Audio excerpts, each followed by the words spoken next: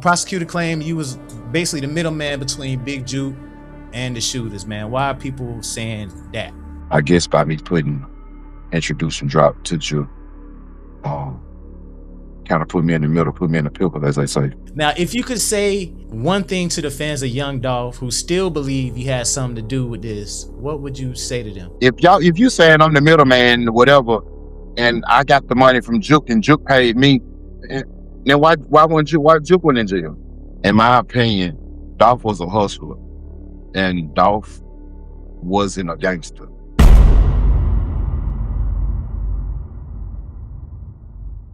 Now, peeps, you've seen my videos covering Dolph's tragic demise years ago, detailing the beef with Yo Gotti and how Big Juke paid to take him out.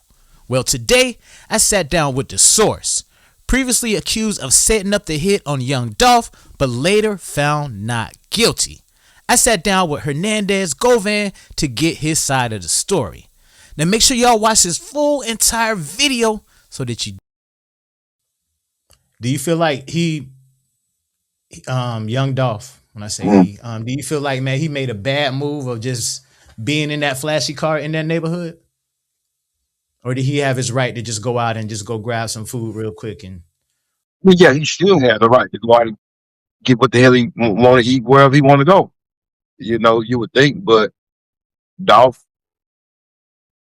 and I'm trying to keep it cute, but I don't want to say it the wrong way because I don't want to get no backlash. I mean, I don't necessarily care, but I don't want to disrespect nobody. But in my opinion, Dolph was a hustler, and Dolph wasn't a gangster. Like, you know, he didn't necessarily know how to move in the streets.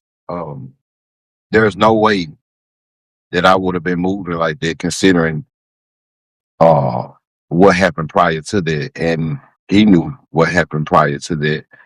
And so yeah, I could speak on it, and he did and gone. So yeah, if he knew he knew what had just happened to Yo Gotti. So there is no way that I would have been riding around here like that, and I knew what just happened to Yo Gotti, and the Yo Gotti that everybody know. He probably going on his lick back. when you say what happened to Yo Gotti, man, can you inform our viewers what you mean by that? Definitely, because a lot of people don't know what happened. Gotti was in town for a family function, family event, and he was in his Rolls Royce truck, and Sandy pulled up on the side of him. And, they let out about 60 rounds into his Rolls Royce truck, but he was bulletproof. And I got it. He ain't gonna do no social media, or he ain't report the crime, and that. So it kind of went under the radar. But they knew about it with the detectives and stuff. They knew because it's in our discovery. Yeah, so they had just happened about it like maybe a month or so prior, couple months.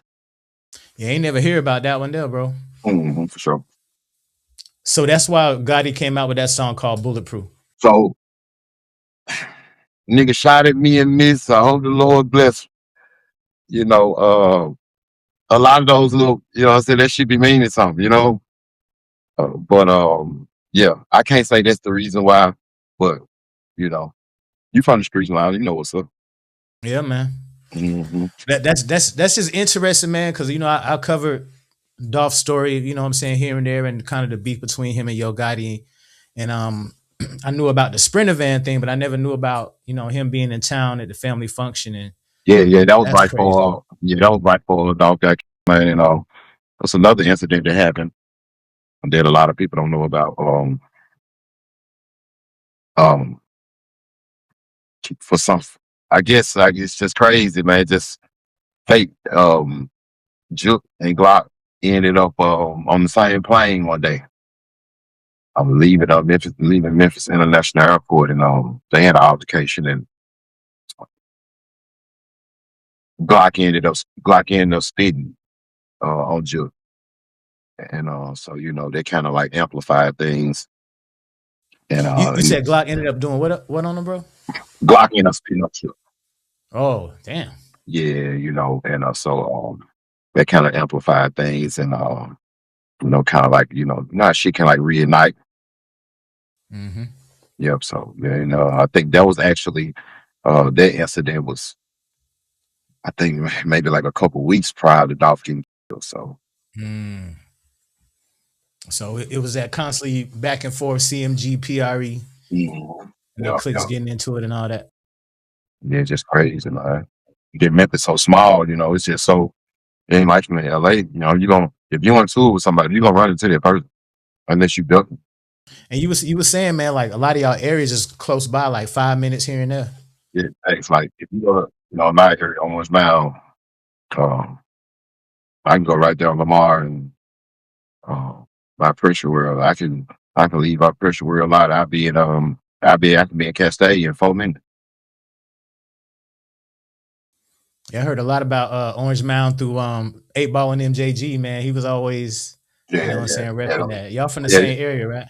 Yeah, they're my boys, yeah, me and G, we before I got indicted, me and G be together every day. Oh, Yeah, that's what's go. up.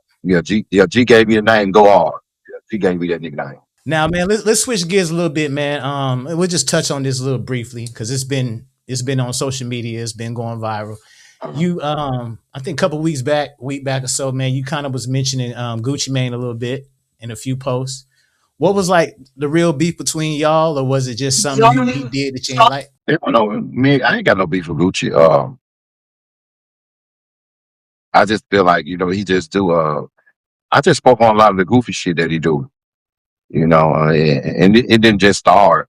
Yeah, it been going on, that's just like okay. So, and I ain't got no problem with. I know Dolph was his guy, but if you a street dude, that Gucci say he is the trap god and all of that, and a lot of them, and ain't nobody speaking on this.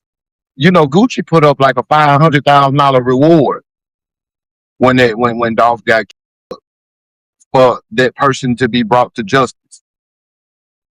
So what happened to all the that shit? Like I thought they was so much of some real niggas and down deal with the police but here it is, you putting up rewards for niggas to get arrested. So that and So you feel like that was kind of a way of like some Crime Stoppers type move? what it was, that's what it was. He put up the money off the Crime Stoppers people. Yeah, he put the money up, but they don't speak on that though. So it's just crazy that they ain't signing 20 people from Memphis. You ain't never heard they mixtape. You just signed them trying to antagonize yo, you know what I'm saying? Because he has with your wife. That's just goofy shit. I just don't like it. I just don't, I just don't rock with niggas like that. You know, Tender suckers. I just don't, I don't dig. So can't get enough? Click on the screen to watch even more fire content. Don't forget to subscribe to this channel, and you can also catch my videos on my other channels, the Lionel B Show Clips, Lionel B Stories, Lionel B's Garage, the Lionel B Network, and you can stream my audio on the go on Spotify, Apple Podcasts, and any other major podcast platforms.